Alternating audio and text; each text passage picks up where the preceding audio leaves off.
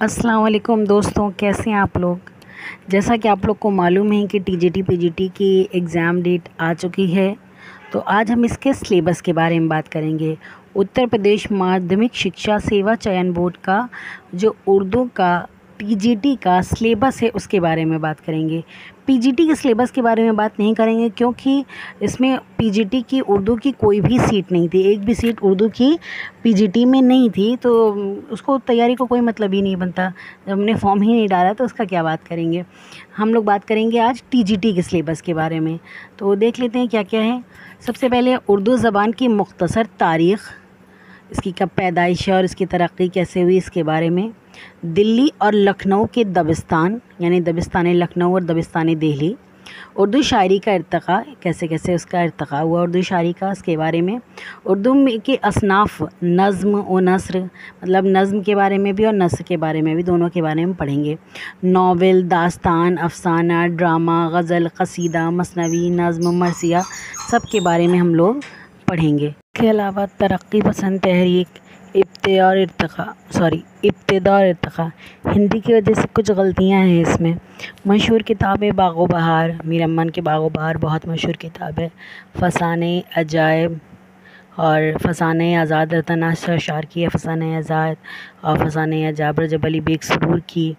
और शेरुल अजम, इसमें ये भी मिस प्रिंट है। ये शिबली की है, शिबली नोमानी की। मुक़द्दमे अनीसो दबीर, मवाज़ने अनीसो दबीर, मिस प्रिंट बहुत है हिंदी की वजह से। हज़ारी शमहरी, ये क्या है। मशहूर मुसन्निफ़ीन और शमदूर शायर हैं, मशहूर शायर मीर अमन, रजब अली बेग सुरूर, सर सैयद अबुल कलाम आज़ाद, मौलाना मोहम्मद हुसैन आज़ाद, मीर गालिब, मोमिन, इकबाल, चकबस, अकबर इलाहाबादी, फ़िराक़, फ़ैज़, मतलब ये सबको मिला दिया इन्होंने एक ही लाइन में। फिर कवायद ज़माना, माजी, हाल, मुस्तक़बिल, तज़कीर व तजनीस, ये समझ लीजिए सब कवायद में है।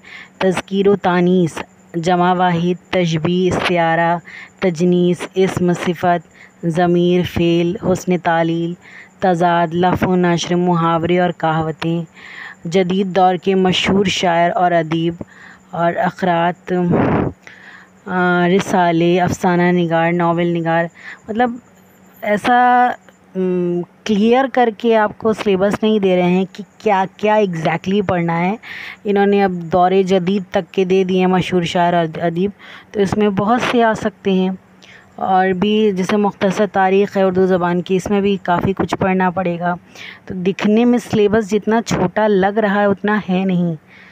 नावल, अफ़साना जो दिया है इन्होंने थोड़ा ही थोड़ा दिया है। शायरों के बारे में भी बहुत कम शायरों के नाम दिए हैं, लेकिन जो चीज़ें इन्होंने बढ़ा के दी हैं, जैसे ये तारीख़ की या लखनऊ दिल्ली के दबिस्तान या उर्दू शायरी का इर्तिक़ा या जो भी असनाफ़ के बारे में दिया है, तो ये बहुत लंबा है। इसका जो दायरा है वो उसमें वसअत बहुत है, ठीक है। तरक्की पसंद तहरीक, इब्तिदा से लेकर इर्तिक़ा तक आप समझ लीजिए कहाँ से इसकी शुरुआत हुई और उसके बाद कैसे कैसे इसका इर्तिक़ा हुआ।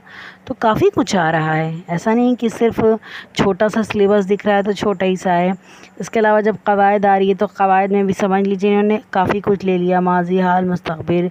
उसके अलावा जितनी भी जो सनतें हैं वो सभी इन्होंने ले लिया है, सबके बारे में पढ़ना है। तो तैयारी कीजिए, एग्ज़ाम बहुत जल्दी है, वक्त बहुत कम है और है 1 महीना है, काफ़ी है। अगर बढ़ जाएगी डेट, जैसा कि मैंने बताया पहले ही, हो सकता है बढ़ जाए, सितंबर में एग्ज़ाम हो जाए। बढ़ जाए तो बहुत अच्छी बात है, नहीं बढ़ता तो आप अपनी तैयारी बिल्कुल मुकम्मल रखिए कि एग्ज़ाम अगर अगस्त में हो तो इस बार इंशाल्लाह निकल जाए, ठीक है।